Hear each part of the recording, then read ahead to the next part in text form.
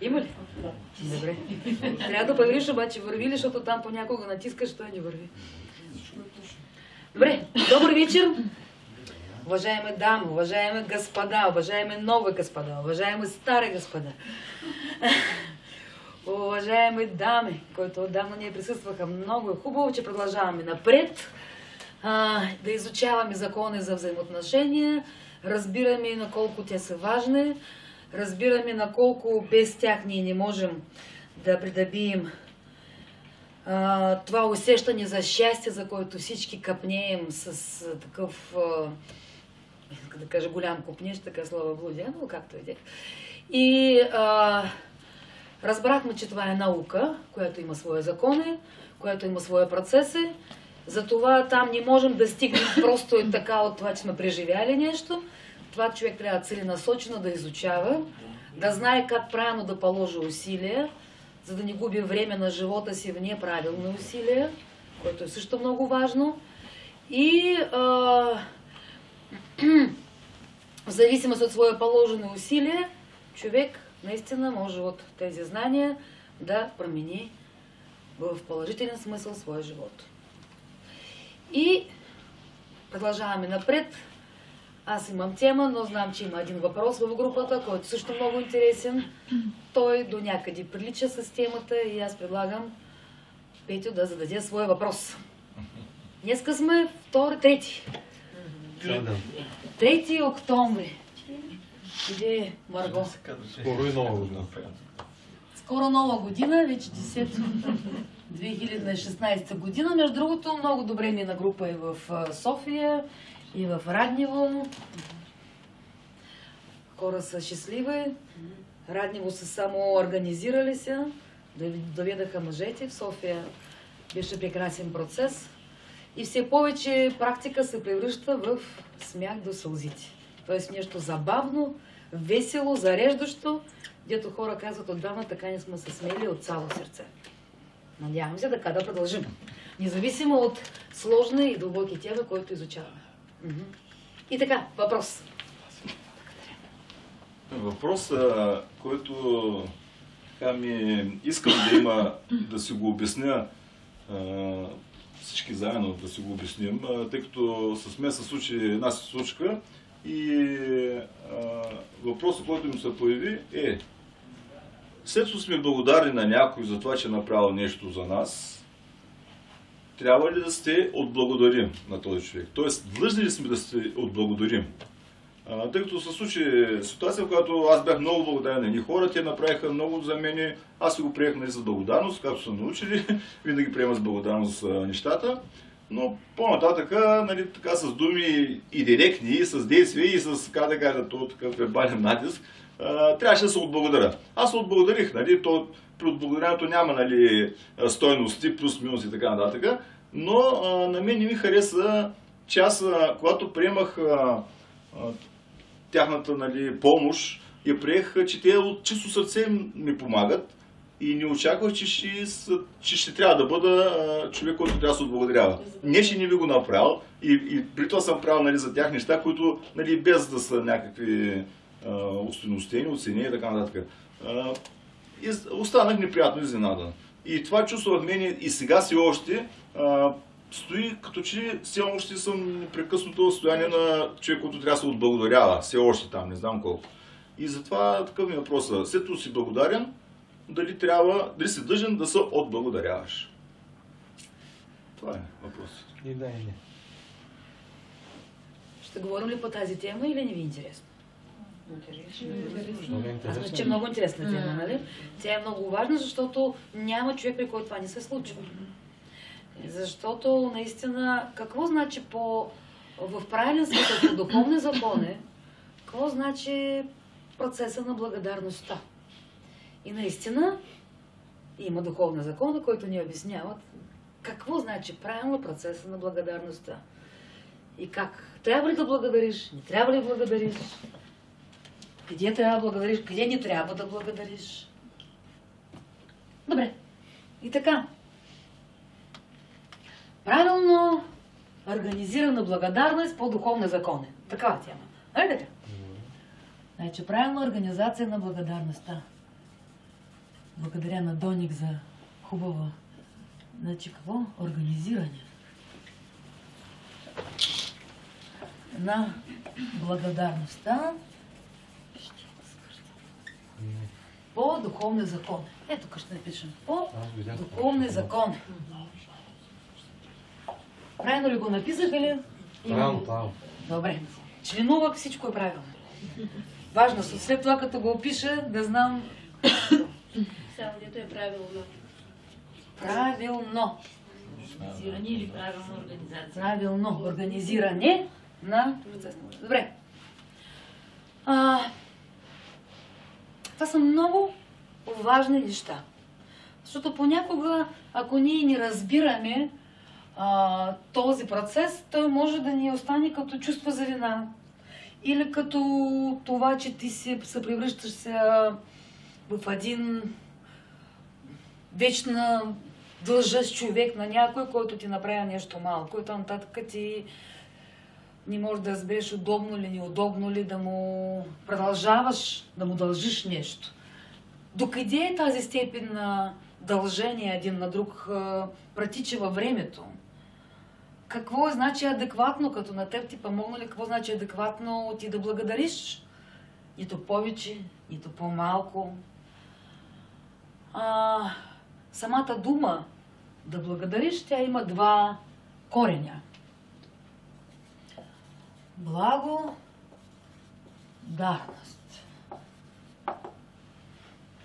Обаче тя няма благодавност.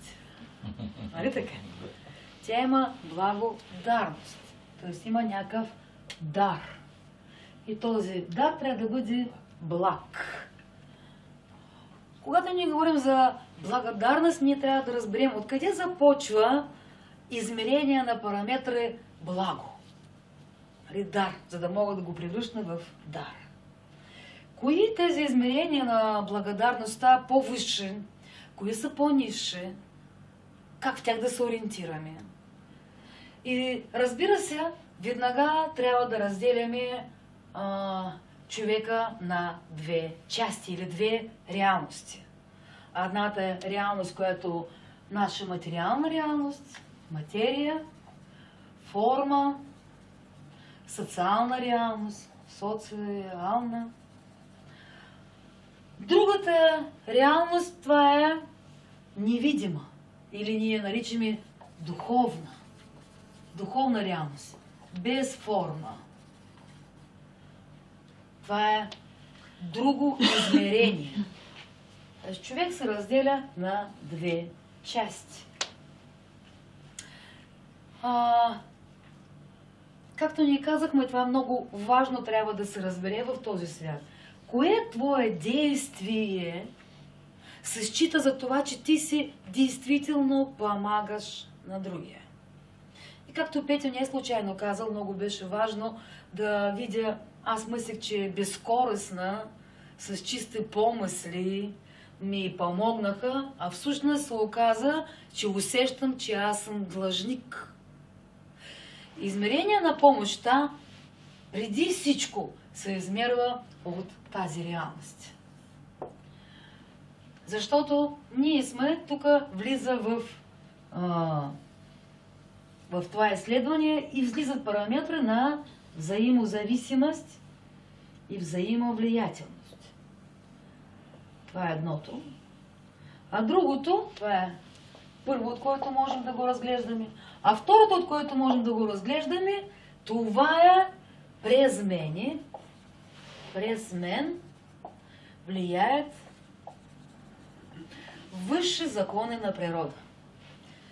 В един случай ние сме проводник, в друг случай ние сме осознани мотивиращи хора, осъзнати хора, които разбират по кои закони взаимодействат. Ние попадаме и в един случай, и във втори случай. В един случай, когато вървиш и случайно се оказваш на това място, където трябва да помогнеш на някой, а в други случаи, когато ние сме, имайки някакви определени вид взаимоотношения с хора, на нас се поражда това желание да им помогнем. Тук е много важно. Това желание, което се породила да помогнеш, как мислите, откъде идва качество на това желание? Кое се определя като качество? В кои дълбочини на този човек се намира качество? Който така гледа и казва, сега ще помогна. И с каква мотивация помага? Това е единствено измерение. Единствено измерение, правилно, при когато ние помагаме на някой и което ни се зачита по висши закони, това е мотивация. Нали? Мотивация идва от тук. Мотивация. Мотивация, намерение. Защо? Защото ако ти го правиш, както го правиха много често в комунистическо общество, това се нарича бъджиначина, нали така? Шурбаджиначина. Правилно ли го казваш? Шурбаджиначина. Шурбаджиначина. Защо шурбаджиначина? Ти на мен, аз на тебе. Да, шурбаджиначина. Защо? Когато ти намираш се в ситуация на дефицит, който изкуствено създаден от политическа структура на обществото, тогава хора поставени в тази ситуация, когато е много трудно да удържат мотивация в чист вид. Ние после ще разгледаме какво значи чист вид. И те по-скоро своя помощ определят като, че това трябва да бъде на тези хора, които след това и на мен ще помогнат с нещо. Аз дори познавам такива хора, все още в наше общество, това са остатъци от комунистическо възпитание. Та те... Винаги ги имало и винаги ще ги има. Но те последния начин общуват с обществото. Здравей, Доник. Доник, ти къде работиш? Веднага, първи въпрос. Или ако им разкажеш, че сега посрещаш с много хора, така ли? А те къде работят? А какво правят? А по какъв начин? И започва един бележник, нали, дето човек, или тук, няма значение, или тук, той ги гледа на хора като на тези, които ще му могат да помогнат с нещо, да му бъдат полезни. Тоест тази мотивация е съвсем друга. Гледаш на хора като на полезни същества, които могат да ти помогнат, когато ти трябват. Банката на услугите. Банка на услуги. Дай да го напишем. Значи, тази мотивация, която се нарича банка на услуги. Значи, това е много неправилно нещо, което взаимодействие в обществото. Но има и много по-дълбок корен. Може да бъде много видим като банка на услуги. Ако отидем в дълбочината на духовното знание, ние казваме, добре, а ти на кого помагаш? Ще помогнеш ли на... Ако трябва да има избор между... там, виж седят тримата. Един Митко, втори Митко и Сашо. На кой ще помагаш? Първия. Аз се, цъкно. На Митко. Хайде! Сигурно на Митко ще помогна, но... Принципно приоритет, Митко, защо? Да, като приоритет. Защо? Защо ли? Ами от една страна, защото повече го познавам. Може би другите, ако ги познават толкова колкото него, може би нямаше да има чак такава граница. Не граница, ами избора, да го кажем. Повече го познавам, т.е. по-бих, според мен, правилно разбрал дали да му помогна или не. Докато човек, който ни познава, се опасява, че може да помогна на човек, който, не знам, ме използва. Да. Но е интересно, че ние сме много по-склонни да помагаме на нашите тези, които уж по-близки. Защо? Ако отидем в кореня, защо? Защото очакваме, че те някой ден ще се грижат за нас. Защото аз от този човек очаквам повече внимание. Аз му дам внимание, но очаквам от него внимание. Както много ми хареса този пример, който казаха ми. Как? Аз помагам безкористно, дето мой приятел 3 часа през нощи ми се обадиха и аз при него в болница отидах, казах, окей, но защо? Ако се обадиха и че някой комши в 3 часа ночи в болница, щеш ли така да бягаш? Защо? Защото ти все пак очакваш, че от този човек можеш да получиш какво? Приятелски, дори внимание. Дори човек, с който можеш да споделиш нещо. Не. Дори човек, с който ти празнуваш празници. Тоест, ние надълбоко, ние сме склонни към това нещо. Аз не споря, но отидете вътре в себе си. Както аз на времето задавах въпрос, защо ревем, когато вървим зад този, който почина? За какво ревем? Това, което той не дава.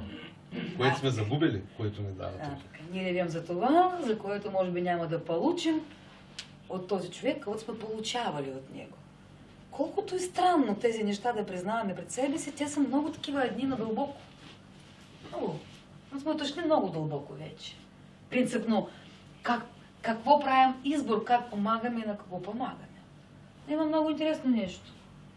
Възможно, когато си помагаш на Митко, ти нямаш това нещо на повърхностно ниво, че той от тук нататък ти е длъжен. На високо, на дълбоко ниво, ние посланяме все пак аз съм ти баща.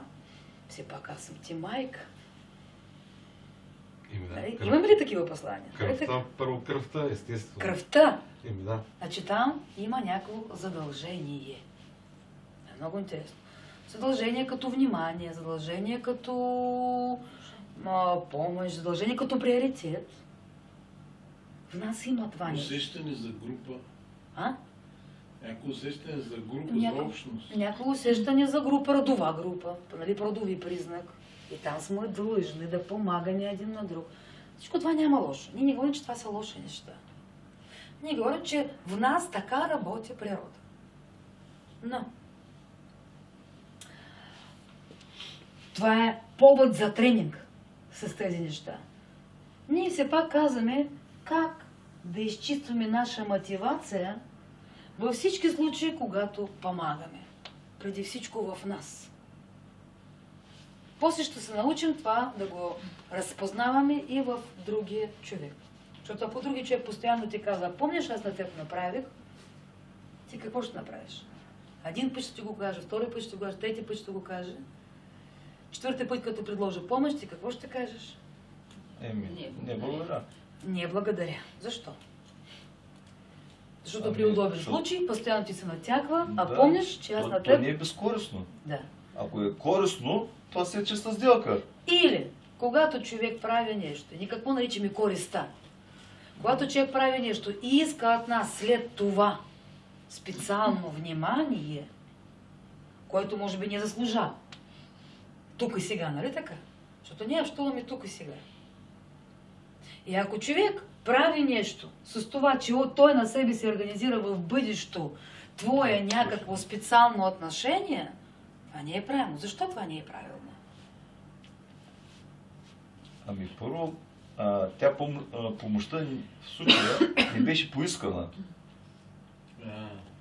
Как ли не? Особено ако не беше поискана. Да. Няма значение. Поискана, не поискана. Дори да не е поискана, още е по-интересно. Защо? Защото в този момент... Пето правило давам, защото искам да получа. А? Пето правило се получава, давам, защото искам да получа. Да. До 10 давам. Давам, защото това е второ. Това е от втора степен на егоизма. Нали? Аз давам, за да получа. Това е сделка. А корисно, защото тази сделка се опита да организира твое някакво добро отношение към човека, който възможно той в момента го няма. Ние принципно винаги действаме тук и сега. Независимо от това, кой на кого направи. А ти като човек, който има правилно разбиране на духовни закони, знаеш ли на висше духовни закон какво казват учители? Вие сте толкова щастливи хора, че въобще имате на кого да дадете нещо. Защото това е голям дар. Правилно, да. Голям дар въобще да го практикуваш това, че можеш на някой нещо да дадеш. И ако човек в следващия момент на теб ти за този дар иска, как да кажа, слага някаква цена, цена на внимание, цена на признание, цена на паметта, цена на специално отношение, значи това не е правилно. Тогава той не го прави с така наречена чиста мотивация. И забележи, Затова ние казваме, че духовните, те много по-висше, те управляват материалните. И ние не харесваме от този невидим свят, нали? Тези послания, които дори наричаме нечисти помисли, нечисти действия. Те свързани с това, че човек егоистично, когато правил нещо, той е мислил за себе си в този момент, а не за теб. Той създавал своя банка, а той не е помагал на теб. Тоест тогава негова помощ корыстна и не е чиста. Тогава това въобще не е помощ. На мен ми стана и допълнително неприятно, че моето отношение към този човек беше много хубаво, за той, че ми направил голяма помощ. И в следващия момент, като стана така и ми се развали това отношение, на мен става неприятно от това. Аз се опитвам да се остана с другото отношение. Тоест да ги разделя нещата. Нали. Той, който е направил много хубаво, после, нали, малко... Значи много важно, тук това е много добър повод за правилно наместване на състрадание към хората. Защо? Това, че ти принципно го познал, нали, нормален човек. Да. Това, че един път някъде ти изведнъж виждаш минуса в него, не генерализирай нещата. Не прави човека веднага лош. Разбери, че тази част му е черничка още. Други части остават светле. Но има една част и една проява, която черна, дето той не може да се справи.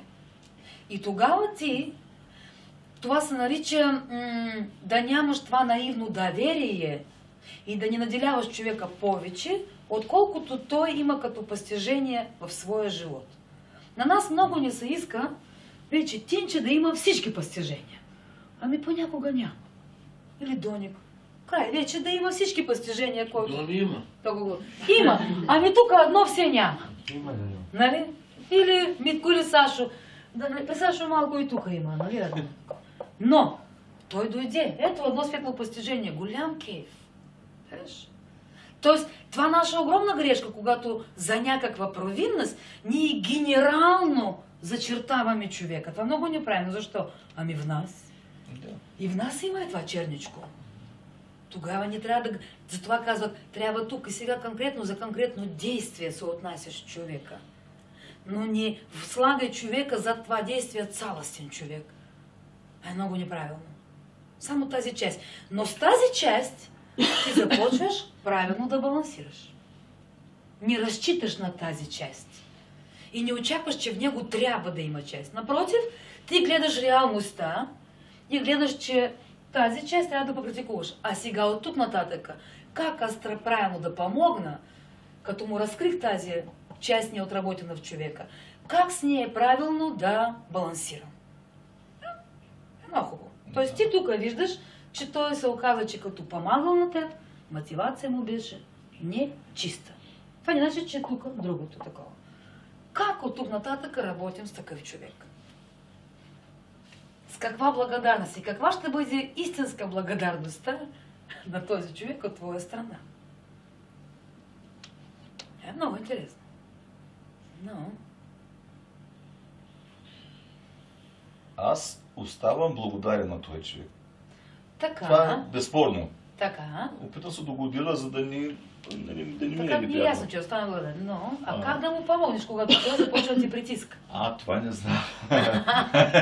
Да, но това те са отговор. Какво значи? То е сигурно нещо в мен трябва да променя, предполагам. Когато ние казваме, че помагаме ни един на друг, в духовно взаимоотношение, какво значи това? Как помагаме, а как пречим един на друг? Помагаме последния начин. Ние един на друг подкрепяме модели на поведение. Нищо друго не правим. И ако аз подкрепям на теб модел на поведение, не искрено, виждам, но продължавам да подкрепям. Нищо няма. Добре. Окей. Няма проблем. Да. А той тогава ще се увеличи натиск на неправилен модел на поведение, който чекам, що с теб. Остава са граници, така. Дай да видим на практика. Нали така? Значи, ну допустим. Ну, кой? Майя, ела тук. Вземи си някой.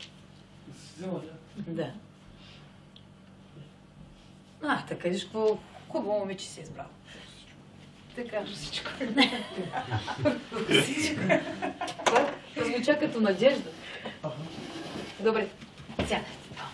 И така, значи, допустим, тя... Или кой? Не. Добре. Тя направи нещо за теб. Така. И направи го по начин, по който на теб ти харесва. Тогава на нас много лесно да даваме обратна връзка на човек като благодарността. Нали така? Да. Защо? И всяко едно наше действие към това, което направил човек като действие, това му обратна връзка прави нещо добре или недобре. И това е подкрепа на модел на поведение. И допустим, тя ако му дава, там не знам, дай му нещо, подари му нещо. Ето. И на теб много харесва, нали? И той казва, благодаря ти. Много добре. И той току-що на нея е подкрепил модел на поведение. Ако тя дава на него, дава ти не искай. Благодаря ти. Не ми трябва. Пак казал благодаря, но отказва, нали? Не ми трябва. Значи научиш човек, той вече така казва, не трябва. Току-що той какво направи? Току-що той ни подкрепил някакъв модел на поведение. И ние това го правим един на друг непрекъснато. Когато казваме да или не. В смысле да или не. Тоест, това е. В този случай, ако ние много дълго мълчим, допустим, тя му дава, но той не иска и го взима. Той казва, в следващия момент тя дойде утре с още 10. Защото той е подкрепил модел на поведение, обаче той не иска. Да, започва да му даваш. Да. За продължавам ли? Гледай, колко търпение, гледай, колко ще. Така, в начало се посмеева малко, нали? В начало имаме такава реакция, когато малко се смеем. Да, продължавай, да ще А иначе се ги складира, аз чакай. Така, сега малко виж. Така, той започва стига ти, обаче точно така продължаваш, така. Аз ли продължавам? Не знам, ти гледай Ти си преценява. колко ще търпиш ти, да видим.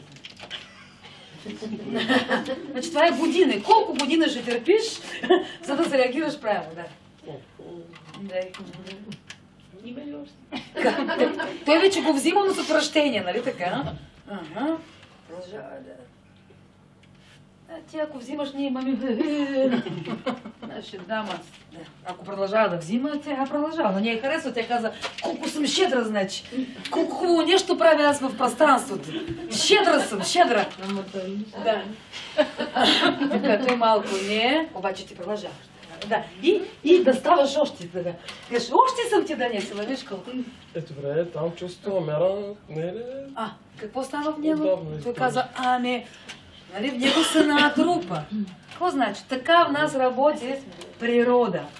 Тоест, ако ти на време не реагираш и отлагаш го, реакция, отлагаш, подкрепяйки модел на поведение на човека, на теб ще дойде психологическа бомба, която природа ти задължава да реагираш. Рано или късно ти ще се реагираш. Само, че когато беше на първо четене, твоя реакция ще да бъде много лека. Но като си е натрупал, енергия натрупана, тя иска какво? Да излезе.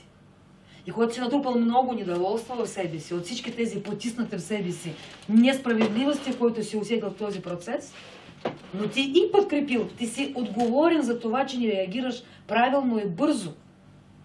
Подкрепил този модел на поведение, той започнал вече да чете лекция за чувство на мяра. Добре, няма ли да има чувство на мяра? Нали? Той започнал да лекционно да го прави. А ако тя беше продължила, той ще да стане и да, какво прави? Увеличава наказание на нея. Значи, ние сме за това, казват, че посветен човек реагира на ниво възникване на мисъл. Още възникнало и той там разбира как тя действа на другия. Каква задача изпълнява. Сега обратно, да видим. Нали? Ели се обучи.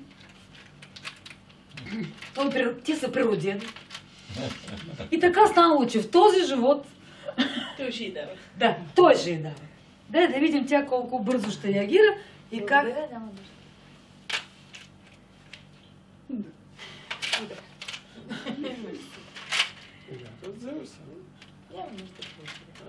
Съдействай си. Благодаря. Благодаря, дай на някой, който има нужда. Какво тя прави неправилно? Защо той продължава да го прави? И къде в нас не е правилно, когато тя не подкрепя, но тя така не подкрепя, че не го спира. Нали така? Да, казва не, но всъщност да. Тя казва не, а всъщност той не усеща разлика в нейното не.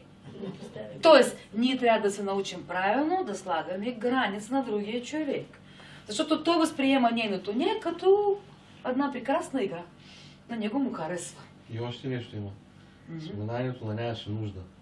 Това ме е било много странно. Да направиш жест на някой и той да каже ми нямаше нужда. И ти обезмисляш целият жест, който е направен. Сега с две думи обезмисляш целият жест, който е направен. Приема, ма казва нямаше. Да, ама нямаше нужда. Трябва да има акцент, с който правилно да сложим граница с правилно да ни подкрепим модерно поведение. Защо? Защото много често в нашия живот, когато ни даваме обратна връзка на други човек, той не чува нито първи път, нито втори път. Ако вижда, че не ти чува първи, втори път, промени реакция. Не седи в същата реакция, промени я да ти чуе. В случая, дай това нещо. В случая, продължава на нея да даваш, а ти пробвай така да промениш реакция, той да ти чуе.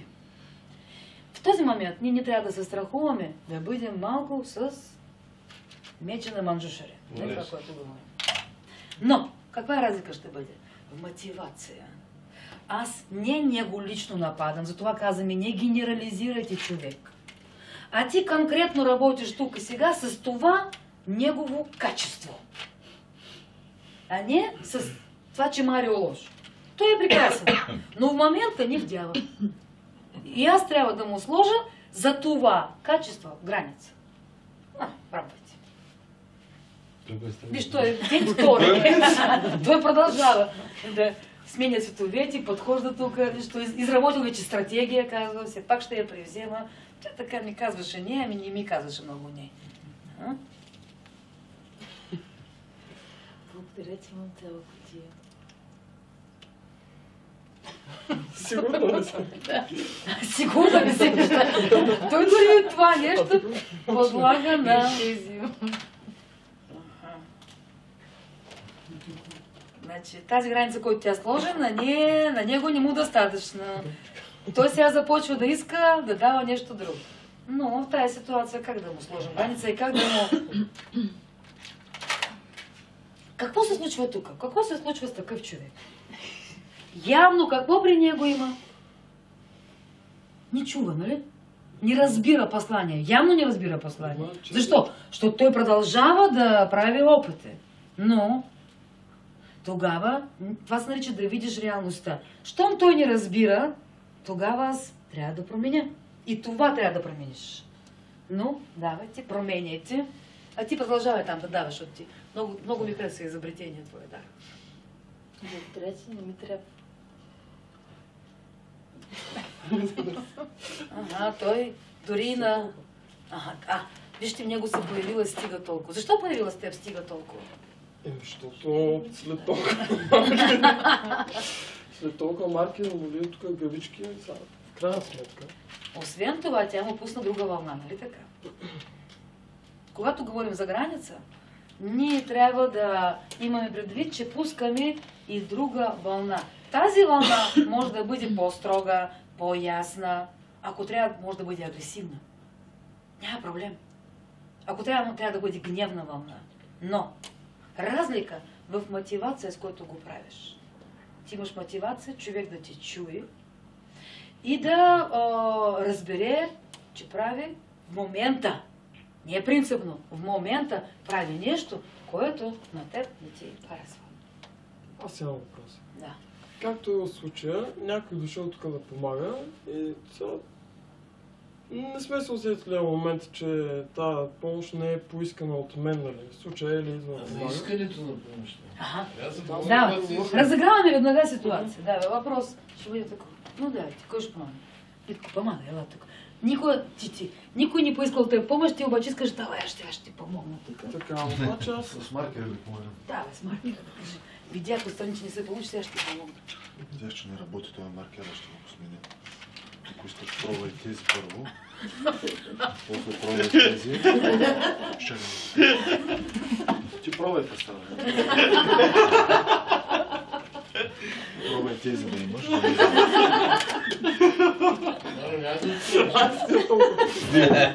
Вземи да имаш. Трябва може... Не.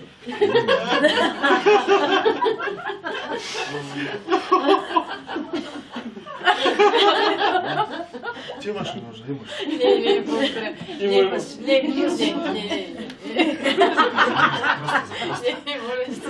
Не стига с този волк красава. Има такива ужасни. Нали, той го привлечава, но принципно много често. Да. Така на нас помагат хора. Взето така е, да. Общо заето е. Получаване, обаче така. Но принципно е така. Да, добре. Значи, какво правим? Според настояването, според настойчивостта, трябва да се реагира сега по... От една страна да не обидиш човека, защото той не е лош човек. Това да не обидиш човека, трябва въобще да го забравим от нашия лексикон, да го зачертаем за винаги. Ти тогава няма да го обидиш. Ти ще го обидиш, ако не му дадеш адекватна обратна връзка. Тогава ти го обиждаш. Да не обидим човека тогава, когато му даваме адекватна обратна връзка. Тогава ти не го обиждаш. Трудно е да се намерят думите подходящи. Да. Но това, ти си много прав. Това не обидиш човека, това е много голям в нас бич. Това е много голям страх. Ти оставаш в безтегловност, не той. Ти оставаш безтегловност. Защо? Ти усещаш, че трябва нещо да направиш, а не знаеш. Но ти трябва да знаеш, по висши закони, ние даваме обратна връзка. С всичко. Искаме повече или не искаме, когато имаме повод да благодарим, когато нямаме повод да благодарим. Всичко това е обратна връзка на човек. Защо? Защото така опознаваме един друг. Правилно ли вървя или неправилно вървя? Така.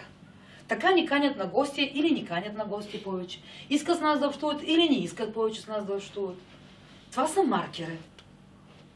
Наша задача е да станем майстори, да го приведем в творческия процес, как да даваме обратна връзка на други хора.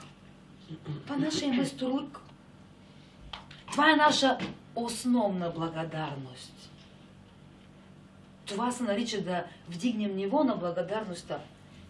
Защо доктор Хюлен в последни две точки, нали, първа точка съжалявам, втора точка прости ме, защо други две точки благодаря ти и обичам те. И помниш какво беше вложено в третя и четвърта точка дума благодаря ти. За какво благодарихме? Благодаря ти за това, че имам възможност да попрактикувам заедно с теб и да реша правилно тази ситуация. Това е най-висша степен на благодарност. За това, че благодарим, че практикуваме заедно. Няма значение какво правим един на друг. В този смисъл, защото хора не осъзнати, то е ясно. Важно, че го правим един на друг. И щом на теб се случва, това ти е повод за практика. Благодарност за практика преди всичко. Практика на какво? Да преминеш невежество, не ми е удобно, какво ще кажат за мен. Да разбиеш стар стереотип в себе си. Да преминеш невежество, по-добре да мълча, нищо да не говоря и да бъда жертва, състояние на жертва. Да преминеш невежество от това, че започваш просто да бягаш от този човек. Всичко това не е правилни модели на поведение. А да включиш в себе си осъзната сила за правилна реакция и да я създадеш. Правилна реакция с това. Първо, който абсолютно правилно правиш, задаваш въпрос и опиташ се от висши закони на природа да разбереш в тази ситуация какво практикувам. Какво ти практикуваш от досега казано в тази ситуация? Когато има човек, който правилно теб нещо и сега ти дава сметко, че ти трябва да бъдеш благодарен и му все едно дава ти усещане, че му дължиш нещо, нали така? Да. Така. Какво практикуваш ти с такъв човек? Ето Митко сега давал нещо и сега той връща се при Марио и така. Сега вече отнася се към него като с длъжник. Дай да видим отстрани. Не, стой. Чакай да излиза. Няма нужда. Чакай той сега да видим. Така. Наистина, Сега това в живота абсолютно така става. Ще ти гледай и ще стане ясно. Не, Имаме тук един договор. Днеска сме трети. 10 дена вече. няма съмнение. Край. Тръгвам си. Писнаме вече. Да, но тръгвам си, това не е правилна реакция. Да го Това е, подпиша, не, това е бягство от реалността. Значи това е агресивна реакция, защото в случая ти нищо не му казала, веднага тръгваш си. Ти първо трябва да му кажеш нещо. Ти можеш да тръгнеш, когато вече съвсем не те чува човек. Тогава тръгваш. Но ти трябва да направиш опит да му дадеш обратна реакция на това нещо. Много добре, много. Значи, просто си. То ти е уникално. Какъв договор? Няма сменяме веднага. Виж колко е интересно. Преди... Ще моля да дължа да дръпнеш с колата. Кога? Абе, кога? Аз питах ли те кога ти като... Питах ли те? Ай сега, има на работа. Приятел ли си, не ли си? Това е, нали? Това е велик това е. натиск, който оказва обществото. Аз помниш ли на теб? Приятели ли сме или не сме Това приятели? Много лошчета. Дайте да създадем противоотрова на това нещо. Това обществото непрекъснато има. Какво значи противоотрова? Защото когато ни кажат приятел ти или не, в този момент все едно ни стъпират, нали така? Ти все едно започваш да се мислиш и те работят с твое чувство за вина. Така? И ти си веднага чувстваш себе си виновен, така леко. Казвам, да бе, наистина. И лъжа. Но самата тази фраза, не дай Боже някой ти каже приятели сме или не, от тук нататък трябва веднага да реагираш. Тази фраза, това е манипулация на ваши приятелски взаимоотношения. Какво значи приятели сме или не? Той няма приятел, който да зададе тази фраза по този начин. Има. Не, той не е приятел, значи. Но ти каза, че има. Да. Задават такива въпроси и започват да казват, ами нали сме приятели, защо не ми помогна? Аз тук толкова очаках, а ти като приятел не съседи. Това е уникално обвинение, което... Нали, защото 150 пъти си помагала, един път не помогла, си престана да бъдеш приятел. Това е уникално нещо. Как да реагираме? Каква е противоотрова?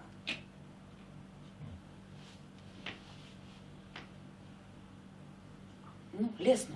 Но от духовно ниво трябва да реагираме правилно. А от духовно ниво реагираме правилно, когато... Какво? А? Казваме за истина нещо. А какво значи истина? Откровение как се чувстваш? Откровение, но откровение. И в този откровенно, какво трябва да кажеш на такова нещо? Ако ти кажат, приятели сме или не? Ну, Ели, какво ще кажем?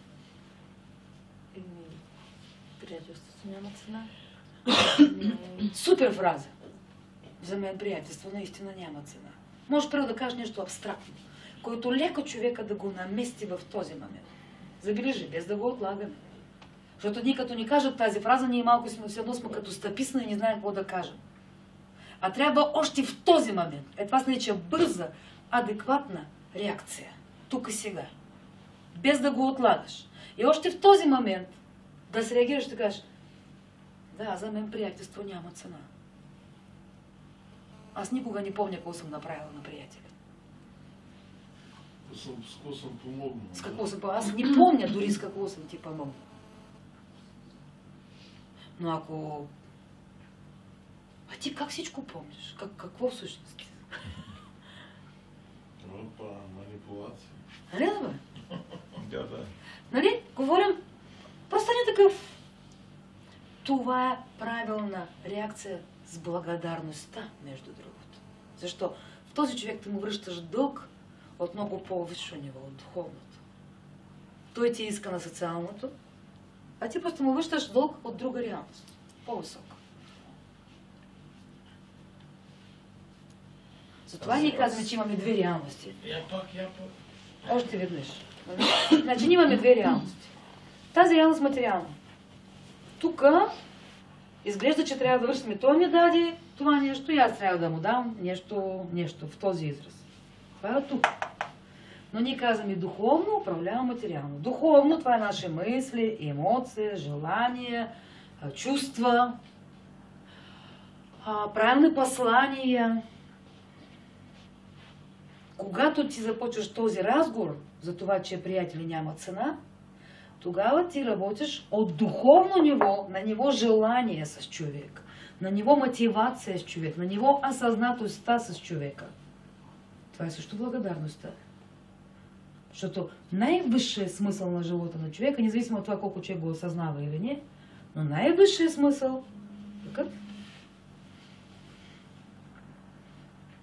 Да станеш осъзнат човек, който правилно взаимодейства с другия, умейки създавайки на него комфорт, и оттам получава правилна наслада в живота.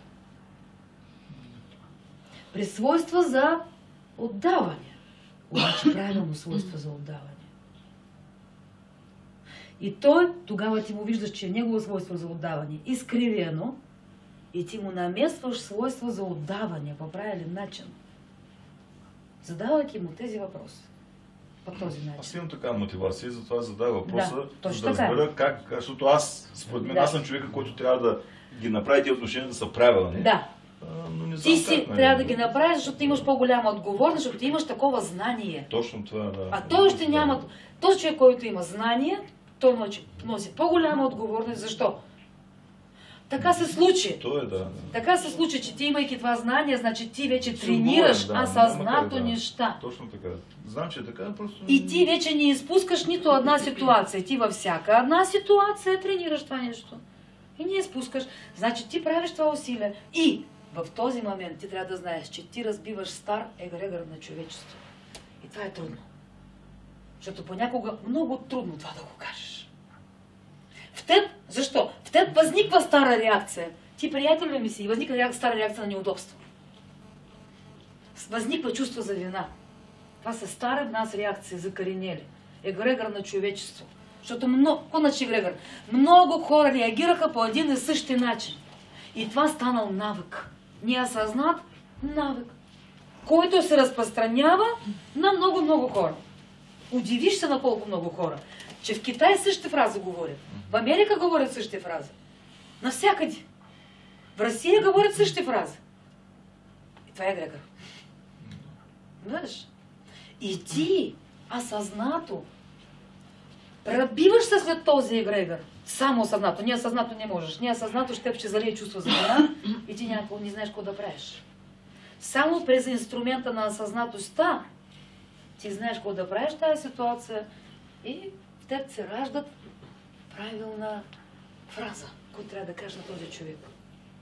Без да го отлагаш. От този момент нататък, даже и от скоро време, аз вече знам, не знам, имам го чувство, с което трябва да се отнасям към него. Въпросът е, че това, което бе се случило, аз не бях подготвен за това. Тъй като не съм очаквал, до сега не съм срещнал така ситуация. Някой, който ми е много близък човек, да направи една хубава услуга и после... Колко ми харесва твоя фраза, не бях подготвен. Да. Това е много незряла фраза за нас, за тези, които вече тръгнали на духовно развитие. Защото не беше подготвен за какво? Че човек, който смятам, че е приятел, после ще има някакви курси. А това какво е всичко? Не съм бил. Това е представа, да, представа в който ние искаме да вкараме света и че щом приятел, значи го наделяваме с качества и той няма право на еди кое си качество. Точно. Това е много неправилно. Затова духовно зрял човек, той въобще няма такова нещо, че не очаква. Той знае, че е възможно всичко. Защо? Защото в различни ситуации, на различно желание могат да се проявят различни реакции на човека, който той дори сам не знае, че така реагира. Човек може сам да не знае, че така реагира, но той така реагира. Така че ти никога не си изненадан. Защо? Ти винаги даваш априори, че човек може да се прояви по най-различен начин и не го слагаш. Ако обичаш, от тук нататък, щом си мой приятел, седи в тези граници. Да, аз съм натоварал другата приятел с определени очаквания. Да. Но това това е неправилно наше взаимоотношение със света. Очаквам всичко от всички. Всичко може да стане. Тук човек, колкото е силен, в един момент може да го е слаб. Единствено, което от мен се изисква, да възприемаш реалността. И да не се опиташ да върнеш човека в това, което ти има своя представа за него и му кажеш, ако моля ти се, върни се в моя представа за теб, еди кое си. Ако обичаш, стой си там. Не става. когато ти имаш тази правилна настройка към света, ти няма да изпитваш състояние на ефект. Ще ти бъде малко, как да кажа, дори не е жал, защото тук ти дори нямаш право да изпитваш чувство на жалост, но така да кажеш, пожелавам му това качество да стане. Това значи приемане на реалността. Приемане на реалността, това е висша духовна зрялост на човека, която му спестява всички състояния на ефекта. И дава му възможност адекватно и бързо да реагира на това, което се случва. А не да седи в състояние, как може такова нещо? Възможно ли това изобщо? Как може? Откъде на къде? Това е също фраза на един егоист, който живее в свои очаквания, представи и привързаности и иска света да бъде такъв, където той го сложил. Това не е възможно. Така че ето, виж колко хубаво. Тая ситуация в теб ти изчиства как да не слагаш хора в твоя граница. А как правилно да се отнасяш с това, което в тях се открива. Това не значи да трябва да бъдеш жертва. Ние казахме, че трябва да реагираш и да не отлагаш тази реакция. Колко интересно. Нали? То ще няма да оставим човек покрай тебе. Не. Напротив, ще останат около теб хора, защото няма да остане, ако ти разбрал неправилно знание и като Мари останало и избягал. Това е неправилно концептуално разбрано знание. Напротив, ще останат. Хора усещат, когато ти изправен на мотивация, даваш им обратна връзка. Те ще ти харесват. Дори да не им харесва това, което казваш. На някъде, както ти кажеш, усещам, че нещо, това усещам и те имат. И те ще имат усещане, дори да се сърдят на теб, че ти все пак за тяхно благо даваш и с благодарността се отнасяш се към тях. Вярно е това, но трябва да си достатъчно обучен, за да го направиш по много правилен начин, за да... И аз, примерно, нямам чак такова усещане за себе си и имам чувство, че един разговор, подхващайки и казвайки тази обратна връзка, както кажеш ти, ако не го кажа както трябва, и тия хората са пък съвсем са необучени.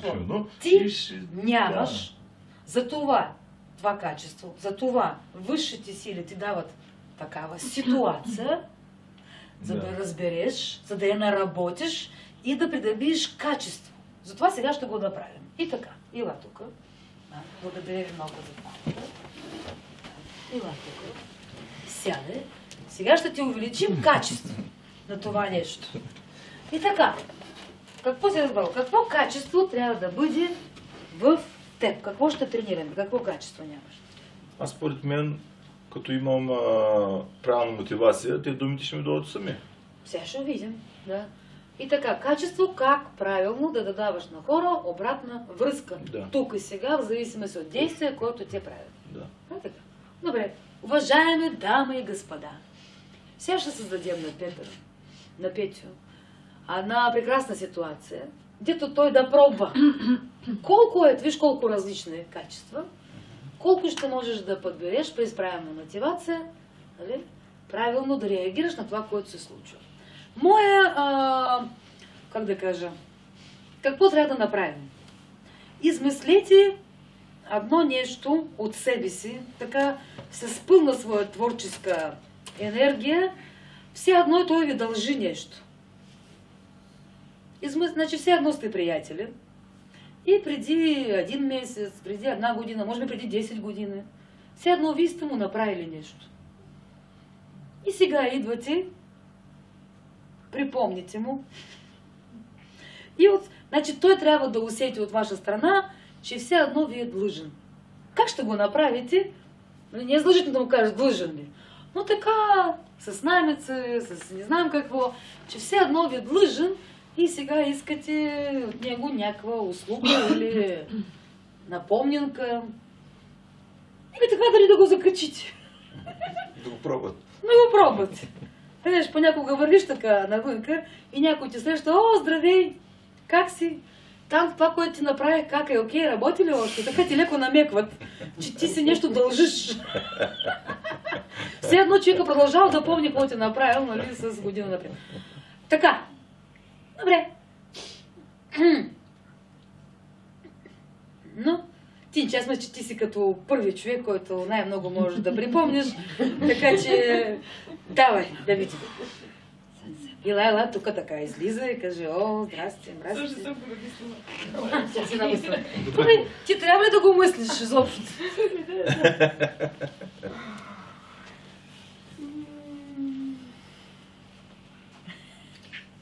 Здравей, Тинче, Коста. Абе, Петю, ти помниш ли, че ти дадах 100 лева? Разбира се, че помня как това беше страхотно. Толкова ми трябваха тогава. Да, обаче сега на мен ми трябва, пък забравих да ти... Не искам да ти напомня за този случай, защото в момента много ми трябват. А пък аз тогава ти казах, че няма да ги искам, а сега ги искам. Сега си ги искаш. Искам ги. Много се радвам, че бих ти помогнал, наистина. Това няма нищо. Аз сега ще ти помогна, но то няма нищо общо с това, което си ми направила ти. Тогава беше не съвсем така подарък, услуга си ми направила и това, че аз искам да ти помогна, но че пък след време ти ще трябва да ми вършиш тези 100 лева, които аз сега ще ти дам. Супер, това беше много хубаво. Нали? Това беше много хубаво. Ти Кем успял да я кажеш, че не е хубаво да напомним един до друг. Кем път, че няма да ти искам. Това е майсторлък. Така да кажеш на човек. Тия работи така. Той така работи с мен. Но, Тинче, когато той по този начин ти каза, какво се пазниква? Ами стана ми неудобно. Супер, това ми е достатъчно. Значи, прекрасно поработи се го измина човек. Да, следващи. Аз обаче не исках да се случи. Не. Ти не трябва да се страхуваш, че други човек стане неудобно. Защо? Защото той прави неправилни неща. На него му трябва да стане неудобно. Ти трябва в него да събудиш духовна съвест. Това е твоят длъг, това е твоя благодарност. Не да ме намрази, ами... Не. Защото ти можеш така да го правиш, той ти намрази. Не е правилно. Но ти го правиш с такъв майсторлък, човека да се събуди духовна съвест. Това е твоя благодарност. Това е твоя благодарност.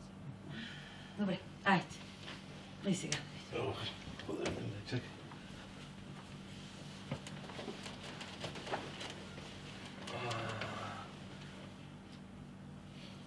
Звънял примерно 12 часа вечерта.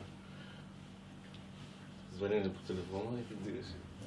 Батя, как се бе, спиш ли? Спях, ама няма че. Сега да се нисаш обзор ти. Да, бе. Толкова късно ми звъниш. Закъсал съм на магистралата и няма кой да ме дърпа. Няма проблем. Кажи, помниш както аз... Първият човек, за който се сетих. Чакай, де. Къде? Сети. Тъй като преди 10 години беше закъсал и да сехих ти долесах без една туба. Спомня се. Аз тогава направо не можеш да представиш колко бях закъсал, че да опра до тебе, за да ми... Беше много...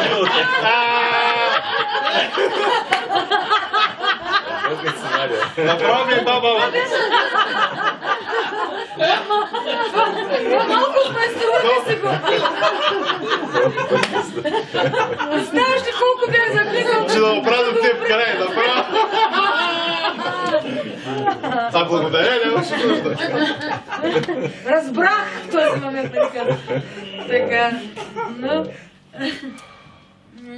Назор съм, ще го приготвя. Аз тогава наистина разбрах какво се направи за мене. Така че винаги му да разчиташ. Явно не си, щом ми каза, че до мен, стигнал до мен да опреш. Да опра до човек, който наистина не съм очаквал, но ми е помогнал. Това беше най-важното в този случай, че другите приятели не са ми помогнали. Да се върнем на въпроса, ти ще дойдеш ли сега до магистрала? Това е по-важната. Но не защото ти се отблагодарявам. Това няма нищо общо. С това, което в миналото се е случило, не е причина аз да се отблагодарявам. Обаче е причина аз да ти се обадя. Желанието да ти помогна е важно в момента. За мен е причина да ти се обадя. За теб не знам как е, но за мен е причина да ти се обадя. Няма нищо общо. Твоята мотивация си е твоя мотивация. Аз го правя по съвсем друга гледна точка. Това, за което го правя, няма нищо общо с теб. Ама много се разприказва. Сега тръгна ли да идваш към мен? Тръгнал съм, вече се обувам. Стой там. Значи тук е много важно, нали? Защото наистина така започваш да обясняваш на човека, че така се такова и... Разбира се, майсторлъка в това как да го научиш се в конкретна ситуация. Тя е конкретна. Ситуации са различни. Да. Нали, Стинчо вървеше такива обяснения, обаче тук по какъв начин, какво, т.е. всяка ситуация изисква своя чувство на мяра, свое някакво изказване. Дай да направим така, че ти не можеш да отидеш. Откажи му, все едно не можеш да отидеш. Не можеш да отидеш, тук изобщо има някаква причина. Тони, много не искам да не мога да дойда, но не мога да. Нещо ми мъкаш по телефона, мат. Взе прекъсваш, дойдеш или няма да дойдеш, да знам аз. Ще ме оставиш тук на чакалите на бездътна магистрала. Няма да дойда, Този момент... но ще помогна някой друг да ти свърши услугата. Така ли, 12 часа вечерта на кой ще звъднеш да дойде да ме свършиш услугата? Дони, ти за какво ми се обади точно на мен, кажи? Защото съм надзор, бе, батка. Защото съм ти свършил услуга едно време. И това. Това не е... аз не съм пътна помощ, да бъде. Уха. Ти си свършил услуга, ако искаш да ти я плата сега услугата, за да си мина къде. Всеки услуга. Не, има нещо неправилно, нали тази Не реакция? става изобщо. Защо? Прекалено рязко. Аз не съм ти път на помощ, това е започва едно нападане на човека. Да. Не е това чувство на мира, да не видиш.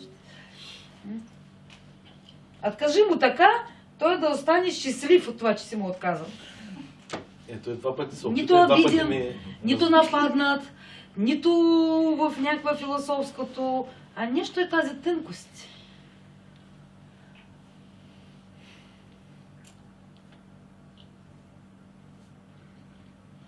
Някой може да помогне? Митко, може да помогнеш? Какво да направим?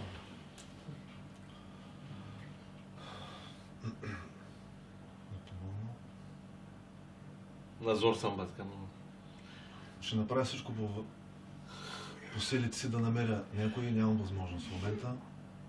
Наистина имам желание да дойда, но Направо ми разказа играта. звънят след 2 минути. Трак, затварям. Аз след 2 минути връщам. Но между другото той каза много добре, нали така? Да, но той трябва да намери някой. Еми ще пробвай, но ако намери, ако не. В смъсъл, той ни поема от тук нататък задължен, че трябва да намери някой. Ще пробвам да намеря някой. Нали разбираш? Да, но аз съм досаден и продължавам. Добре, ако той досаден не продължава, дай да видим.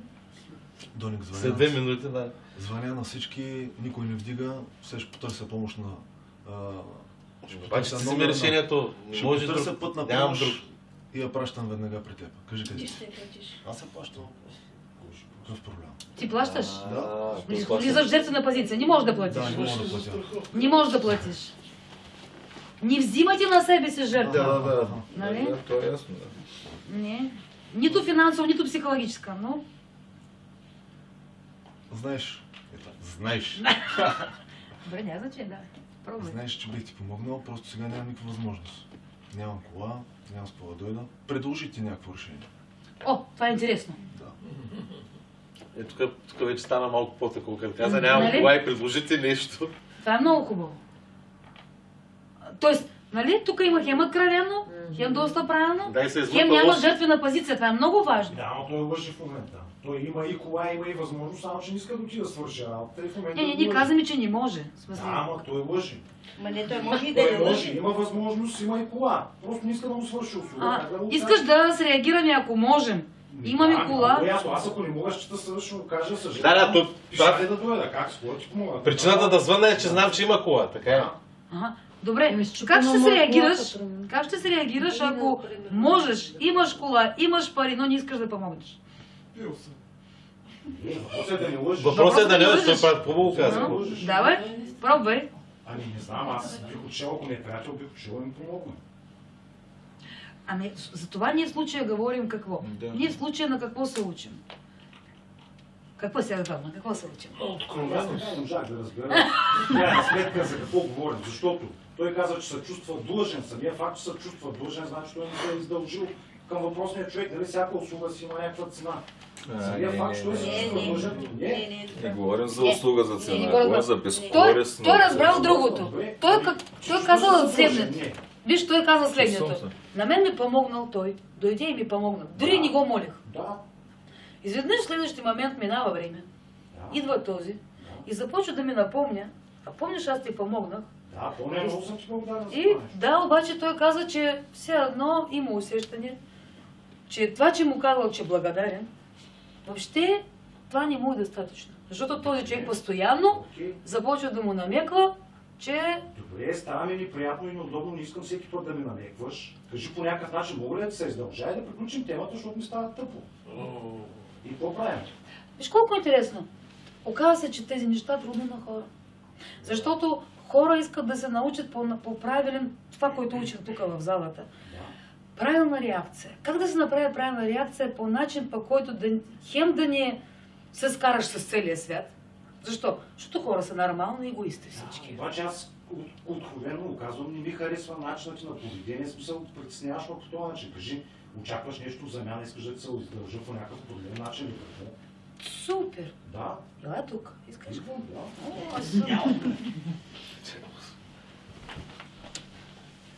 Заповядай. Много ми хареса твоя хъс. Задаваш въпрос. Да. Така. И така.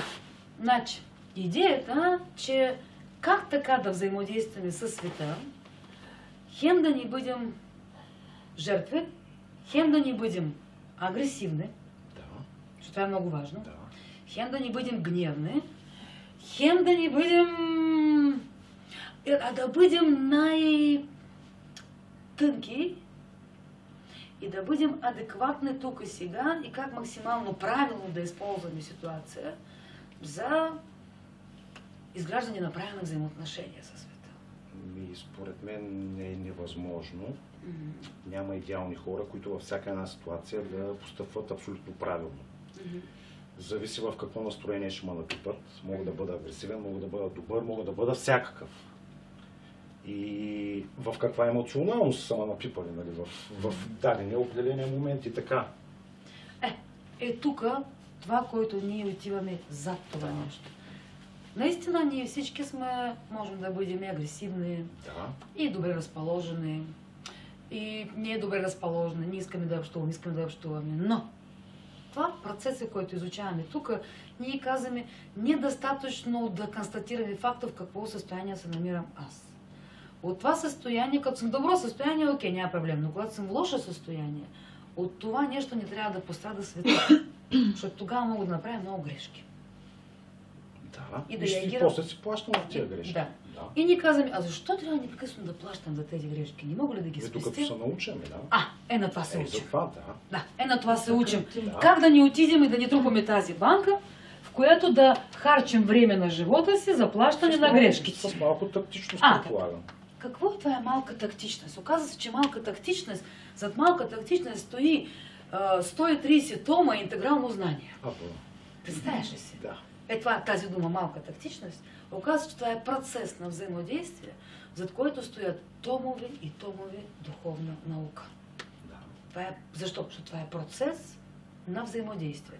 И дори да ти кажа, защото аз мога сега да ти кажа, сега бъди малко тактичен. Да. И какво да му кажа? И кажи му, че въобще той ти дължи там нещо с малко тактичност. Петю, братле... това братлето, това е уникално. Така бързо ще брисне. Въпросът е, че аз сега трябва да го използвам по някакъв начин, така ли? Да, с малко тактичност. Така, чакай да го измисля сега, защото на мен е удобно, нали, с малко смисъл не е в... Виж какво започва, виж колко процес. И започва процес. Така, малко тактичност, това какво? Тук не ми е удобно, тук всъщност така, тук така, и ти разкриваш в себе си, като настройваш себе си на малко тактичност, някаква емоция, някакви мисли, някакви притеснения, някакво състояние. Чакай малко, това е как? Оказва се, че малко тактичност, всъщност едно нищо не сме казали. Това едно съм ти кажем, бъди добър човек. По принцип ми е неудобно да искам услуги, било от приятели, от непознати и така нататък. Много ми е неудобно. Той е приятел. Той ти е приятел. Ето, видя ли, с това говорим. Аз това супер неудобно, откъде идва? Не знам, нямам понятие. Ето. А се оказва, че супер неудобно идва пак от наша представа. Как за мен да ни помислят нещо лошо, нали? Как да ни бъда във вреда в други хора. Да, аз искам да бъда окей със себе си, без да страдат другите около мен. Искам да не страдат други, а те се малко страдат, не е ясно защо. Ако имам нужда от помощ, ще го помоля наистина, но сега в момент трябва да измисля да го излъжа, нещо да го прецакам. Колко? Тези всички процеси. Как? На това учим как. Сега учим как. Сега ме харесва тази малка тактичност. Така. Не искам, аз не се чувствам окей, ако го прецакам. Иначе ще знам, че съм го прецакал. Това е лошото. Но добре, все едно той ти направи услуга. Да. И сега иска от теб ти да му направиш услуга. А ти малко тактично трябва да му откажеш. Okay. Такава ситуация разбраваме. Дай да видим. Той ти да помоли там за услуга. Намекни му, както на теб те навекнаха, да видим как с малка тактичност. Виж, това е цяло знание. Да? Коста, Всичко е окей. Преди години бех ти подарил една крава. Изобщо не трябваше. Тя ще даде на един приятел. Жива ли, здрава ли кравата? Как е? Не, ти като ме я подари и понеже на мен не ми трябваше, и аз се отстъпих на комшията. Смисъл, така иначе на мен не ми трябваше. Да, се на друг човек. Да, не ми трябваше. Може да отидеш да посчитавам 2 литра мляко, че ми трябва за кармаш. 2 литра ще отчитам. Сега веднага няма как да стане, нали като го се срещна следващия път. Той ти е длъжен, защото ти си му е дал на него. Естествено, аз на теб на него, то така става, да. Въпросът е само да го срещна. Няма проблем. Уникално! Значи, какво виждаме в процес на разговор? Първо, когато ти казваш, той ти намекнал за крава и ти веднага в защитен механизъм кажеш, да, тя не ми трябваше, аз веднага Димека дадах на друг. Нали? Все едно слагаш му граница, виж какво ти си ми уж направил услуга, всъщност никаква услуга не си ми направил. Ето видя ли това наше, нали, такива действия, когато ние общуваме се през тревожността. Това е тревожността, т.е. ти изначално този познаваш, че той като даде нещо, след това търси цял живот. Нали така? И ти вече през тревожността, ти кажеш, аз не лъжа, аз не такова, но всъщност... Да. Виж как веднага кравата отиде при комшия. Най-интересно, втората ти реакция, която също не е правилна, защото ти казваш, гаранция ти давам 5 литра, 10 литра, други ден, не сега. Само да го срещна някой ден. И той идва утре, ти идваш утре пак при него, каже, айде срещна ли? И той ще търпози всеки ден. Ще го питам. Обеща ми такова, аз чакам на такова, да. Пак, през 3 дни, да. Кърмачето на ще се разболел. Срещна го, обаче кравата е пресъхнала и вече не дава хляб. Направо много неблагодарен на човек. Аз не очаква такова нещо за 2 литра. Обещаното си обещано. Отида и се да, жената ли сега, кога направя? Няма, не дава, кравата не дава мляко. Иначе голяма благодарност, ако така са отнася с... И пак, виж, иначе на драго сърце, всичко, виж. Да, обаче просто няма възможност в момента. Тук, според теб, има ли тази търпимост или не? Коя търпимост? А как ти казал, как беше израза? Тактичност. Не, ти го лъжиш. Добре, а кравата в моя двор ли? Точно за това! Защо? Защото ти си му поемаш ангажимента. Ако кравата, че като срещнеш другия човек, това е виж тук български егрегор, между другото. Егрегор на байгани. Нали така? Значи, някой ден, той ни при араби това има. Ишала! Ишала! И така. Кой е рекал Господ? Не ти отказах. Добре, нали сега в случая трябва да се измъкна от ситуация. За това. Само, че начин, по който ти се измикваш, ти повече се набутваш се. Защо? Защото ти кажеш, аз ако го срещна, ще ти дам 5 или 10 литри си увеличил. Става въпрос за цяла крава, няма проблем. Да, обаче се оказа, че крава не дава мляко, той ходи всеки ден при теб на главата, казва, айде къде ми мляко. Той няма да спре да търси. Кравата не спряла да дава мляко. Да, си го казва чак след 3 дни. Той 3 дни ти ходи на главата. За това говорим. Мисля, че ще ти е писнало. Да. Нали? Тоест, ние говорим за това нещо. А как? И ти загубил 3 дни от живота си. Този досаден човек постоянно ти ходил, докато ти си наложи, че крава пресъхнала и че няма мляко, да му кажеш. Нали така? Но 3 дни. Но това е този случай. А колко имаме случаи, които така ние все едно мислим, че ги разрешихме правилно, така някак си го, все едно избутахме малко настрани, но той остана този проблем. Висящ. Останал висящ. Въпросът е как така да му сложиш граници.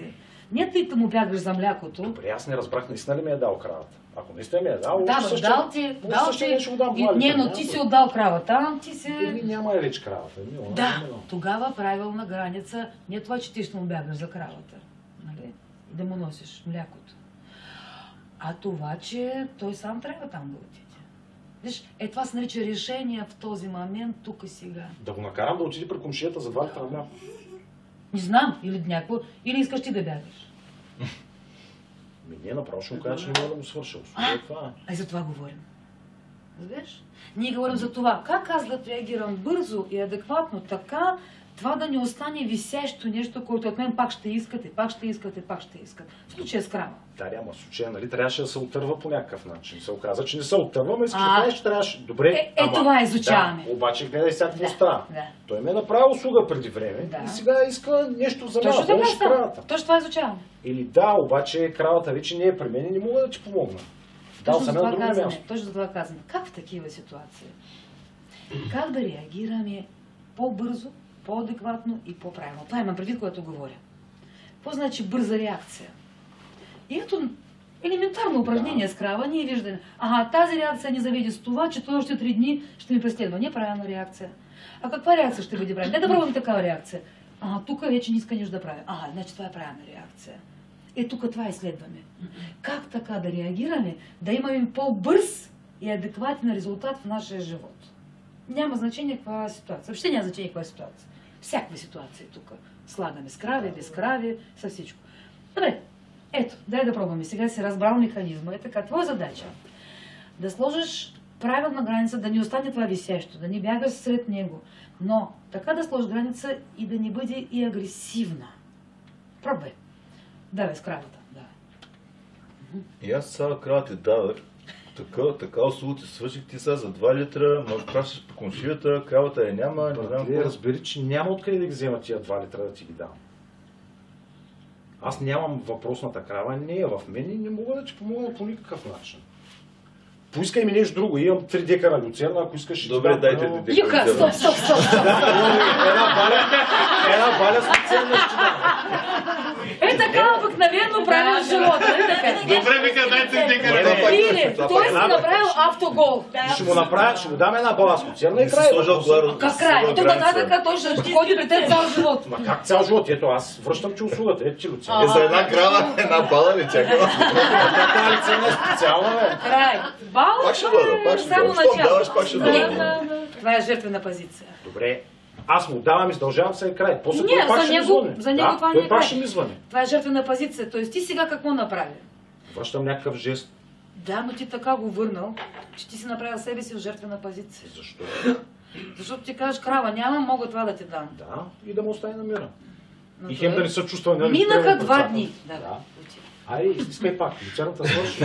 Люцерната свърши. Много хубава люцерна обаче. Да, още 2 бали. С тия толкова, братле, сега.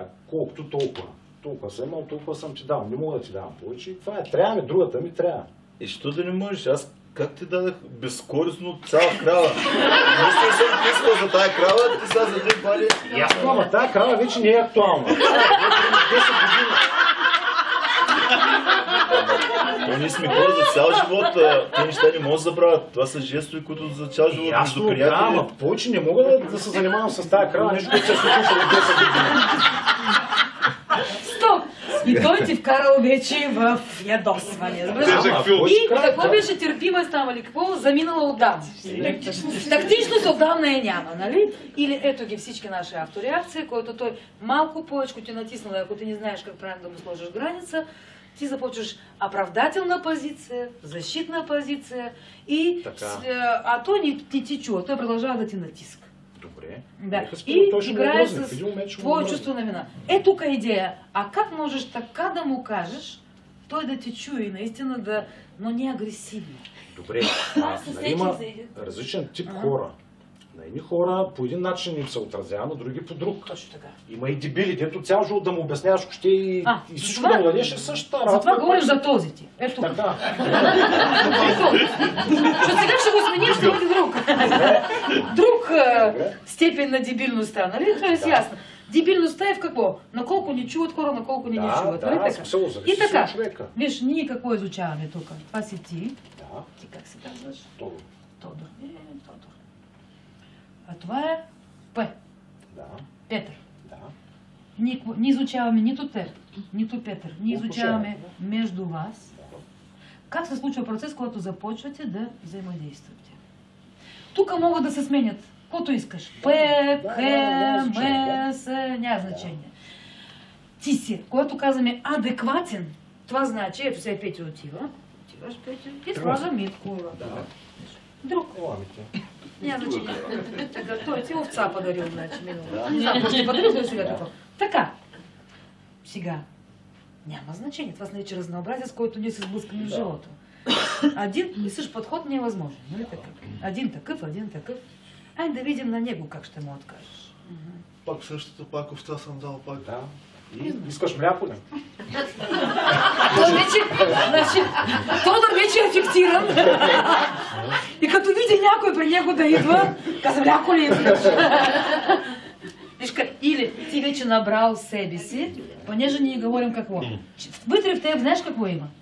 Вътре в теб има разум, мисли, имаш душа, емоции и чувства и имаш тяло. Нали, 5 сетива. Това голямо кръгче, това е твой егоизъм, това е желание за получаване на наслада. Това после ще ти разкажем, няма сега да отвличам. И така. Не, те са всички единакви, но както иде. Защото желание от него да се отървеш, това е твое желание за получаване на наслада. Той да не ти виси на главата и да не ти иска мляко. И... Ама аз не искам да го обидя, нали смисъл такъв, аз мога да го отрежа веднага и да му кажа, разкарай се. Как мислиш? Ти когато го посрещаш с дума, мляко ли ми искаш, ти го обиждаш вече или още не? Той току-що дошъл, той дори не ти казал нищо, а ти веднага му каза, мляко ли искаш от мен? Виж как? Тоест, ние изучаваме какво? Процеса на въздействие. Въздействие на другия. Не каквото аз мисля, че въздействам, а реално как въздействам. Защото аз мисля, че въздействам му добре и благосклонна. А всъщност така го посрещнах, че той нищо не ми е казал, а аз вече агресивно го нападах. Мляко ли ми искаш? Да, 10 години не си ми се обаждал и само се вясваш по никое време. Коста тук. Тоест, това е добро, не? Наше добро въздействие. Да, но това е по-скоро добра защита, а не добро въздействие. Защото въздействие, как ти почувствал, като ти е посрещнали така? Ти какво става? Защо дошъл? Мляко ли искаш? Ти какво почувствал? За какво идваш сега? За какво идваш, нали? Тоест ти така на него въздействал, че той е... Казва и брате, този е изперкал, значи, за 10 години. Нали? И вие сте влизате в битка, агресивна. Което не е правилно за нас. Не трябва да ни казваме, а ние пък се учим тук така да организираме, да не влизаме в агресивни битки. Добре, какво да му кажа? Ми тя, вече имам малки агънца. Чакай. Какво да му кажа, това е съвсем друга работа. Как да му въздействам така, че той хем да не се обиди, хем да не ми притеснява с това, за което дошъл. Няма начин да не се обиди. Той идва с някакво намерение, идва с надежда да се вземе 2 литра мляко. Аз по какъвто и начин да го отрежа... Това е, няма начин. По какъвто и начин да го отрежа, той се чувства вече... Оказва се, че има начин. Какъв е начин? Това е начин, това е пак 150 тома интегрална наука. Добре, спести ми тия тома. Не мога. Защото те са. Това е наше бяло петно, което ние досега не знаели в човечеството. И ние сме се справили с като можехме. Тук сме така, тук сме казвали няма начин, се оказа, че има начин. И този начин, това е интегрална наука. Наука за процеса на взаимодействие между хората. И всъщност на това се учим тук. И го изследваме. Тук мислихме, че няма начин. Оказа се, че има начин.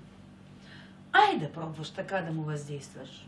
По такъв начин, който хем да не е агресивен, хем да е адекватен, хем той повече никога да не дойде при теб за мляко. Пробвай. И така. Ще го изложа по този начин. Не. Ти няма да го лъжеш. Ти лъгал, когато Петю казал, че ти ще му донесеш и помолиш мляко от комшия ти. Да. Тогава си лъгал. А сега хем да не го лъжеш, но хем така да кажеш, това се нарича крайно слагане на граница. Той да не ти притеснява. Пробвай, просто пробвай. Това изучава. Сега той си идва и иска 2 литра мляко. Аз имам ли още тази овца или вече не? И точно това сме днеска изучавали на лекция. Защото ние казахме, за да намеря сила за това нещо, за да намеря думи за това нещо, на мен ми трябва разбиране на тези закони. И ние започнахме тези закони да изучаваме и казваме. Значи, ако искам да го набия, това не е правилно намерение и мотивация. Защото тя няма да сработи. И той ще иска да ме набие. Тоест аз работя без мотивация. И така. Моя мотивация не да го набия, не да бъда афектиран от това, че той въобще дошъл при мен, а моя мотивация е как правилно да му дам обратна връзка, за това, че той проявява достатъчно егоистично действие към мен. Ползваческо. Явно 10 години не идвал и явно идва да ми ползва. Нали? Тоест няма такова. Така че ти общуваш се, дори не е с него. Ти общуваш се с негова ползваческа позиция в този момент, тук и сега. И на тази използваческа позиция слагаш граница. А не принципно на Митко, а на негова проява тук и сега. В този акцент. Използваческа позиция. Така че пробвай на тази използваческа позиция да кажеш не.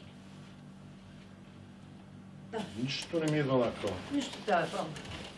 То ще гледам, още гледаш моята овчица. Браво, бе. Много повече. Виж как имам нужда от 2 литра мляко. Много. Ще моля да ми помогнеш. Братле, да ти помогна, ама не съм те виждал от 100 години. Аз съм същия. Виждам. Ама имам чувство, че нещо идваш с корисни цели някакви. Нали? 10 години си се обаждал, подари ми овцата, окей, толкова време не се обади. Кращо, в този момент ти влизаш в емоционална битка. Ти Добре, какво да му кажа? Ще ти кажа защо. Защото ти започнал своя път през оценка и критика. Ето, аз просто ти разкривам знания. Разкривам ти 150 тома. Сега вече 2 разкрив, трети започвам да разкривам.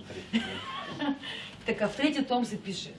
Оценка и критика. Ако ти общуваш с друг човек през оценка и критика директно, значи ти директно в него задействаш егоистична защита и той тук нататък пристава да ти чува, а започва да ти напада. И той ще каже, ами ти погледни какво правиш. Гледай прически какви правиш, значи тук правиш себе си на младеж, часовника носиш и всички хора ти гледат и знаят, че ти крадеш. Как ще крада? Аз само от овцата доява. Точно така. И вие започвате какво? Нападателна, оправдателна позиция. Добре, как тогава да стане? Супер. Сега ще дадем помощник. Кой? Да, стани отзад. Той ще помага. Дали се справя? Няма значение, ще пробваме. Добре. Да, един мъж и една жена. Една жена, кой? Кири, ела тук. Кири. Така, ще видим двама. Ако ти кажеш, ако не ти се ражда, какво да му кажеш, кажи, помогнете ми. Да, добре. Така, момент. Айде. Значи, докато не ви поиска помощ, стойте. Отзад там, някъде отзад, да. Да, влизай. Ами от овцата, къде? Кажи, здрасти. Тоша, здрасти, как си? Супер съм. Супер. Видам, добре изглеждаш. Овцичката е добре. Да, много е добре. Добре гледаш, браво, много се радвам. Помогни ми, моля, с 2 литра мляко. Много имам нужда. Айде сега помагайте. Много се радвам, че те виждам. Въпреки, че не сме се виждали 10 години. Но в момента няма как да ти свърша тази услуга, въпреки че съм ти много благодарен за това, което ти си направил за мен, няма как да свърша тази услуга в този момент. Не, добре го почувствах. Добре, кажи, аз утре пак ще дойда, няма проблем. Много ми трябва. Не, просто в момента той има едното, нямаш нужда да влизаш в начина, по който каза, няма нужда. Добре, кажи каквото той иска, кажи, утре тогава ще дойде. Утре ще дойда, тогава ако пък знам ли, може повече да я дала утре. Нахраниш по-добре. Като казах, че няма да мога да ти свърша услугата, имах предвид... Добре, да. Имах предвид, че съм затруднен и няма как точно да дам 2 литра мляко в момента. Ако си ги платя. Чакай, че тук на друга страна се замисли се армейската страна проработи, като каза да платя. Каза вълшебна думичка. Трябва да получи 2 литра. Детето му е пълно, но трябва прасно мляко, такова някакво домашно. Добре, ние казваме, че ти всичко продаде, дори да стои той ядето мляко, а ти цялото го продаде. Не можеш да го дадеш. Той утре ще дойде или в други ден. Значи аз пак го лъжа. Продадено ти за месец напред. Аз пак го лъжа в момента. Ние говорим, че не можеш да му дадеш. Говорим за това, че не можеш. Как да ти не говориш, че наистина не можеш. Наистина не можеш. Щом не мога, няма проблем. Не мога да си дам и това. Как така? Така. Имам сключен договор с... Тогава можеш, а сега не можеш. Не става, братле, няма как. Това беше това. Чао, и това. Да, но ти си загубил човек. И какво от това? Той сега отива, а той Митко лъжеца. И ще ходи на цяло село, на всички ще разкаже колко да си... разказва, това направи. Такова. И цяло село идва. Добре, в крайна сметка, какво трябва да направим? Виж, колко е... Аз съм открит откровен, му казвам, имам договор с млекоцентралата, Да. какво абсолютно В крайна всичко. сметка не мога да ти дам. точно това тази. В крайна сметка трябва да научиш правилно процес на взаимодействие, тук и сега. И в този процес има своя закони. В този закони правилно действие е тогава, когато има правилна мотивация. Правилна мотивация е тогава, когато ти го правиш не заради себе си, да защитиш себе си, или да бъдеш жертва, или да изпиташ чувства на вина, а когато ти помагаш на другия човек в случая да разбере, че действие му не е правилно. Добре. Когато ти настройваш тази мотивация, твое действие става вече много по-правилно, по-точно. И оттам променят се твое действие. Защото едно аз да ти кажа, виж, когато аз казвам без правилна мотивация, сега ти казвам, колко ти обичам.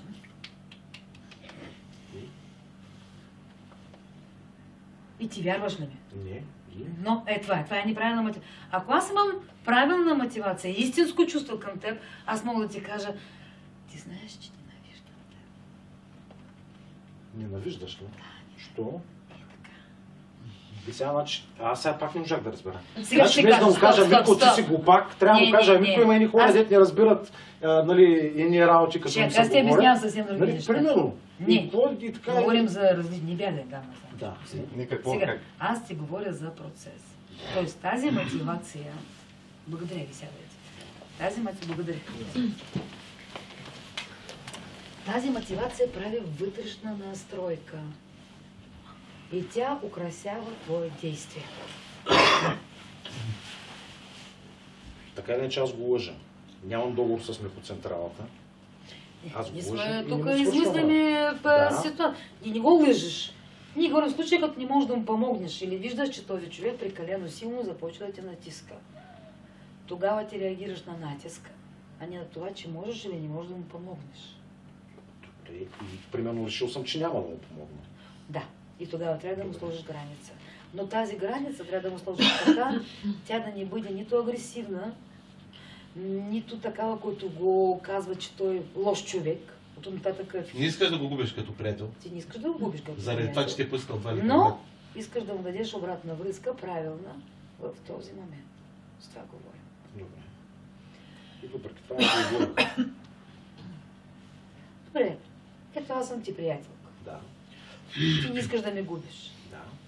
Но и сега трябва да ми откажеш. Защо? Не за това, че не можеш да го направиш, а заради това, че виждаш, че аз имам неправилно действие. Окей? Това разграваме. Добре. Добре, айде, аз започвам. Здрасти. Здрасти. Как си? Супер. Да. Виждам, че си супер. Да. Това, нали, като ти помогнах тогава и сега от този момент си супер, нали така? Да. Аз обаче, виж как, като помогнах на теб и на мен не станало след това нещо се случи, не мога да разбера. Сега ми е зле. Съжалявам за теб, да. И сега много ми трябва да ми помогнеш така около 10 000, ако може да ми се подобри състоянието. Искаш да ти да правя бечешка услуга? Не, приятелска. Приятелска. Нали сме приятели истински, Да. ние сме като истински приятели, нали, помагаме един на друг, както аз на теб, нали, помогнах с цялото си сърце, помогнах на теб. Аз знам, че ти имаш много добро сърце. Да, аз Знам, съм аз много като- благодарен за това, Да. което направи тогава преди години за мен. Между другото, много хора от Бургас говорят за твое добро сърце. Да, Ти си да. така един човек, който много уважават хора, точно за това добро сърце. Само че- Вкарах ти вече Да. в добро сърце, Добре. във всичко, така, сложих ти капана колкото искаш, на добър човек сложих ти. Ай сега, пробвай да излезеш от тях. Боже, ти знаеш, че хора наоколо само говорят за теб, че ти си един... Наистина в Бургас няма такъв човек. Ясно, да. Че говорите за мъж. Това е много хубаво, обаче... Да. Удивително как въобще такъв човек се роди най-накрая в Бургас.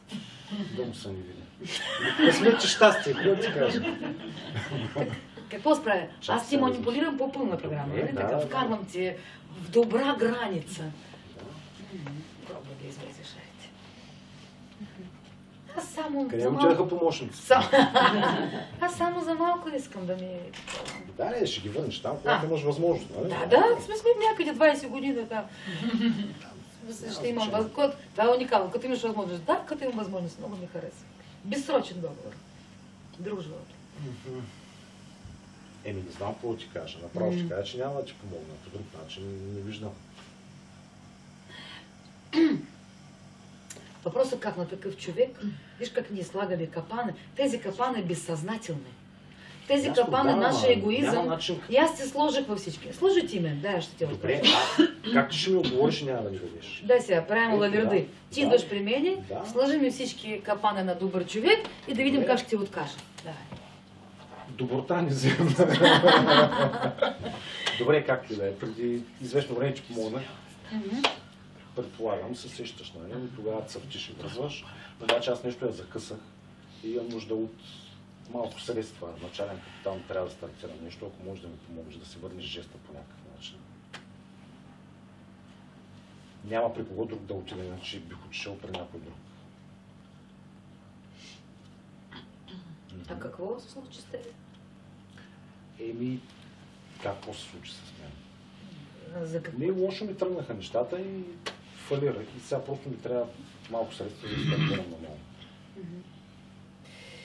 Ами аз, виж, мои средства всички вложени в... как казвам? Ти в случая ма лъжиш. Не, аз започвам. Що да те лъжа? Защото аз знам, че имаш свободни пари. Ти ме обвиняваш, че аз ти лъжа. Да. Ти си събрал за мен информация? Не. Защо мислиш, че аз ти лъжа? Разполагаш със средства как? Всеки го знае това нещо. Сега така дребна сума 5000 лева пари ли са за тебе? Сега сте глупости. Всеки? В Бургас? Да. Знае, че аз съм на 5000 лева свободна? Да. А знаят ли всеки в Бургас, че имам сега да сложа зъби за 3500, да трябва да изплащам колата за 700, за 70 000 евро и че трябва да помагам в благотворителна организация, там давам по 5000 евро всеки месец. Добре, наистина съм назор, ще ми помогнеш ли или не? Виж, аз затова ти казвам, че просто парите ми разпределяме. Иначе ме губиш вече и край, това е. Много съжалявам, че от това, че в този момент не мога да ти помогна да се купя. И това е. Добре. Така че виж, пак не се случват нещата. Няма проблем, ако човек ме заплашва, че ме губиш, не за заплашва. няма проблем да му кажа, окей, в този момент, ако човек ти манипулира по този начин. Говорим за нещо друго. Да. Ти в момента умишлено ме лъжиш, че са ти вложени парите в... Нали, говорим, че имаш възможност да ми дадеш. Нямам, нали, аз казвам, че няма. Ако има възможност, ще дам. Аз мисля, че през цялото време разиграваме ситуация, в която ти имаш възможност, но не искаш да ми свършиш тази услуга, защото нали, видимо аз идвам да искам нещо с лихвите, което съм помогнал, нали, съм ти помогнал на тебе преди години. Аз с такова впечатление останах. И тази ситуация разгледаме, и тази. Но в случая ти можеш да задаваш на човека въпроси. И виж, аз когато задавах въпрос, аз обяснявах, че аз поставих теб на мое място. Дето ти си ми казал, всички казваш, че имаш тези пари. Да. И аз започнах да казвам, всички не знаят къде ми вложени пари. Да. И ако аз виждам, че ти продължаваш да не ми чуваш, продължаваш да ми заплашваш, че от нататък не сме приятели, аз ще кажа, добре. И това ще бъде моя благодарност за твоя помощ. Защо?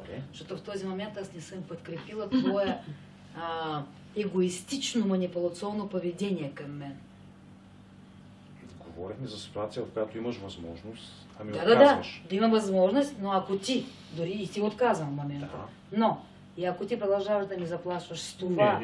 Просто нали ти си казал, че просто се тръгваш и от нататък няма да общуваме, аз така разбрах. Не, просто се тръгвам и край, знам, че не мога да разчитам на теб. Това е, ти наистина ме губиш по този начин.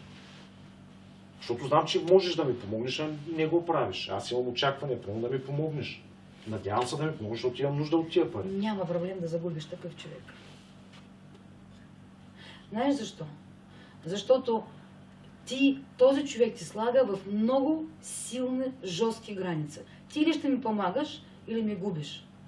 Не ме разбра правилно. Преди години, когато си дошла при мене с някаква молба, Няма значение. аз съм ти помогнал. Да. Сега аз имам нужда от помощ, ти можеш да ми помогнеш и ти просто ми отказваш.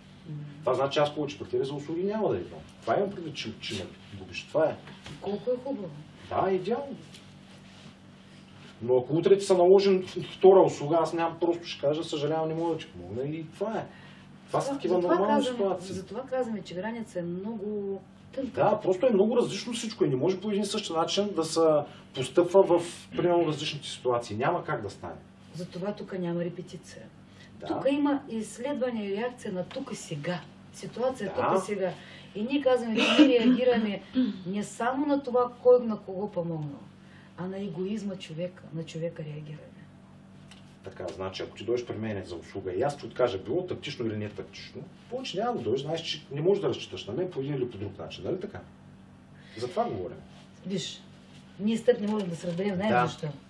Защото ти ми говориш за интелектуално ниво на взаимодействие, а аз ти говоря за процесно ниво на взаимодействие. Тоест, ти си ми говориш за сметките, а аз ти говоря за въздействие. Въздействие. Ти реагираш на сметките, а аз реагирам на въздействие. Това е разлика. Да, това са две различни реалности, в които ние общуваме. Да, но в неговия случай какъв е? Затова ние казваме, ние трябва да реагираме от ниво на процесно въздействие, а не от ниво на сметките. Защото тук няма да се разберем, тук ще се оплетем. И всичко, което изучаваме, ние изучаваме на ниво въздействие един на друг. Въздействие. Аз идвам при теб за услуга. Няма значение. Важно как идваш. Ти идваш при мен за услуга, но ти ме манипулираш, ти не чуваш мен, ти не виждаш мен, ти не зачиташ мен. И аз в този момент имам право да ти откажа. Защо? Защото ти не виждаш другия човек, освен себе си. Да, и в случая... И аз отказвам на твоя егоизъм и не подкрепям модел на поведение, а не отказвам на това нещо. Независимо от това, че мога да ти помогна. Аз на теб отказвам на... Тоест, моя реакция включва твоя проява на егоизъм. Да, и в случая се получава следното, че аз получавам отказ за услугата и повече не идвам за при тебе за услуга. И не ми трябва такъв приятел егоист, моя живот. Аз винаги ще се обаждам здравей, аз просто знам, че не мога да разчитам на теб за услуги. И не ми трябва такъв приятел егоист, моя живот. Защо? Защото този приятел само ще ми използва. И ние имахме такива приятели. И сме отказали се от такива приятели. Знаеш защо? Имаме на един купон, отиваме. И хоп, този приятел, уж всички така слагат чаши да пият. И този приятел постоянно взимаше виски само за себе си. Тук слагаше. 3 години го търпяхме. На 3-я година пак се случи така. Това е нещо друго. Това е същото. Не. Това е същото, защото ние 3 години подкрепяхме, но неправилно модел на поведение егоистично. И накрая пак се наложи да развалим приятелство. В крайна сметка трябваше да реагираш на егоизъм, на това как прави човек, как мисли за теб, а не само за себе си. Така, говорихме за нещо съвсем различно. Значи, аз идвам при теб за услуга. Въпросът как идваш? Както и да идвам. Нали? Не. Както да е. Това е 150 тома. Добре. Няма как да е. Няма как да е. Ти идваш за услуга, но ти идваш как? Как идваш? Това изучаваме. Услуга я остави. Как идваш? Как я искаш? Защото, както Митко много добре показал, аз мога да казвам, че аз грижа за теб, нали така? В момента аз грижа за теб. Сега ще покажа как, а ти ще ми кажеш, харесва ли това нещо на теб или не? Аз се грижа за теб. Естествено, че не ми харесва. Защо не ти харесва? Аз се грижа за теб. Да, ама на мен аз нямам нужда от тази грижа. Нямаш нужда. Нямаш нужда. Чай наистина нямам. Да бъда добра такова и да ти харесва. Добре, ама на мен ми харесват други неща. Загубил си ми като приятел от така. Да, окей, няма проблем. Край. Да, няма проблем. Виж, как? Защо? Защото аз не чувам теб. Нали? Ти ми казваш, няма, аз не те чувам. И тогава казвам, и аз ти наказвам за това нещо, казвам, край, няма приятелство. Окей. Ти казваш, окей, ние говорим на как. И така, че когато идва при теб човек за нещо, ти реагираш не на какво говоря, а как говоря. Защото в как това му истинска мотивация и настройка, това му проявява се егоизъм.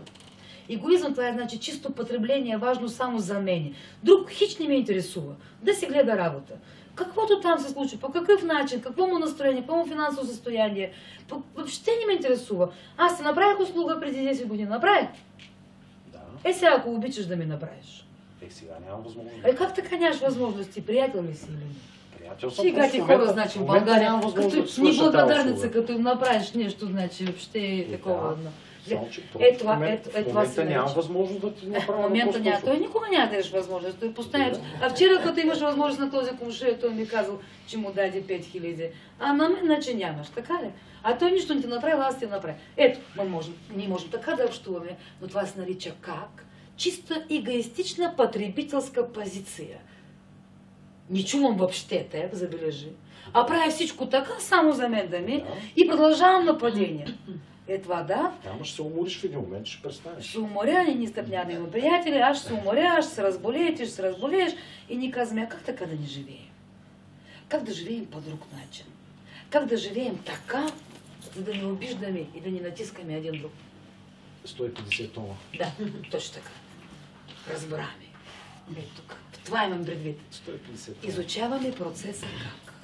Как въздействаме. Да, обаче ситуациите винаги са безброй и са много различни. Няма как по един и същи начин да въздейства на тия въпросните хора. В един момент ще намерим правилния подход, затова в аз ти другия момент казах ще какво? сгрешим. Че ние не репетираме ситуация, а ние какво правим? Разбираме принципа. Да. Тоест, принципът е следния. Като искаш да пиеш вода, отиваш, един начин. Отиваш, взимаш, купуваш бутилка вода и пиеш. Друг начин. Отиваш, биеш сонда и взимаш водата. Трети начин. Отиваш, взимаш от Сашо водата и я пиеш. Четвърти начин. И хиляди начини. Нали така? Ето ние говорим за начин. Начин, по който ти удовлетворяваш собствено желание. И този начин зависи как го направиш, защото по този начин ти или имаш врагове, или ще имаш приятели в живота си.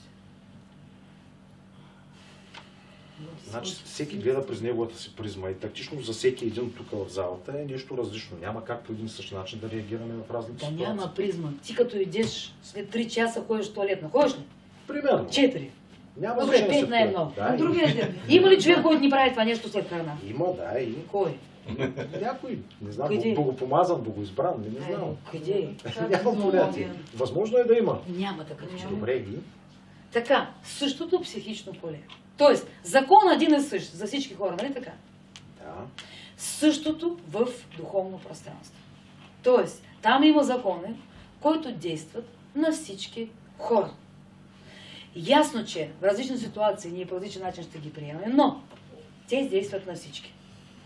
Сега, ако аз ти така тупна, теб не ти много приема. Да, и... Ако така ти направя, пак няма да ми има. Примерно. И? Така. Това е ясно. И това нещо, независимо от това, китаец, американец, руснак или българин, по един и същ начин ще въздейства на всички. Това е ясно. Същото в емоционално ниво, също в ниво мисли, също в ниво желание. Същото. Това говорим. Щом това е единаково въздействие на всички, значи има закон как можем да го управляваме. Добре, искам специално проблема на Петю да го разрешим тук, какво трябва да направи и какво не трябва. Ние го разрешихме. Аз така не го направя. Аз разбрах какво да... Но попитай го, какво той разбрал? Ти какво разбрах, Петю, в крайна сметка? Какво твой приятел непрекъснато ти иска някакви древни услуги, така или иначе? Когато ми поиска следващия път нещо, аз първо трябва да се настроя в мотивацията, че той е много хубав приятел, слуша ми страхотни неща и той по принцип е хубав човек. И аз искам да го задържа като приятел, но не на всяка цена. И като ми влезе това чувство в сърцето, тогава най-искрено да му кажа, няма ти дам 5000, имам ги, но няма ти дам. Това е. Не мога. Край. Просто трябва да се настроя вътрешно че... Да подмини неудобството, да подмини чувство Да, за не, вина. без неудобство. А пък аз си Да мисля, че той просто трябва да се чувства окей с себе си, да му каже по такъв начин, по който той смята, че е тактично, защото, примерно, едни хора ги успокояват едни неща, други хора други. Почувствай сега окей със себе си и кажи на хора неща, които да ги успокоят. Как да ги успокояваме? Вие притеснени ли сте в момента? Не, нали? Притеснени са или не? Не съм, супер спокойни съм. Аз малко съм. Братле. А ти как разбра, че аз не съм? Не знам. Трябва да бъдете притеснени. Ама сме. Виж. Добре, какво да направя сега? Аз не ви познавам. Какво значи? Добре, какво трябва да им кажа? Не, аз казвам ти едно, че това, което ни казваме, настрой се на добро взаимоотношение и бъди добър с хора. Да. Това е огромен процес. Да. Или вземи, ако почувстваш, че хора са безпокойни, вземи ги и успокой. И аз затова ти казвам, това е много повърхностно знание, това е недостатъчно. Зад това послание, зад тези послания стои огромна наука. Как? Стои как? И като казваш, вие добре ли сте? И твое тревожното аз ти веднага казва, май всички сте добре, защо? Защото ако кажат зле, значи аз трябва да правя нещо. Нали така? Оттам така, какво да правя с него? Аз мисля, че мога, а той всъщност не мога. Ето ние за това говорим. Излез да подишаш малко, че излез. 2 минути гарантирам, че ще се оправиш. Да, това моя представа за това, как на него му е добре, нали така? Гаранция, че ще влезе долу. Ето, или ти тук що действаше при собствена представа, какво му е добре, а как да действително да му бъде добре? Нямам понятие как действително може да му стане по-добре. Трябва да задаваш въпрос. Ето тук започва наука. За да можеш да разбереш, просто да какво ти не е добре. Всеки влиза по своя начин в измерение на взаимоотношения. Тодор днеска има своя начин, някакъв много специфичен, който е много хубаво. И аз много се радвам, че мъжете започват да задават тези въпроси. Може би трудно да чуем разлика между това, наколко всеки дете го знаем и какво всъщност истинска наука е интегрална за взаимоотношения. Но ние знаем едно. Ние знаем отдавна послания. Бъди добър, бъди правилно мотивиран, отнася се с други хора, както искаш да се отнасят с теб. Не знаем всичко това. Но разлика между това да го знаем в интелекта и да го прилагаме на практика се оказа, че много голяма разлика.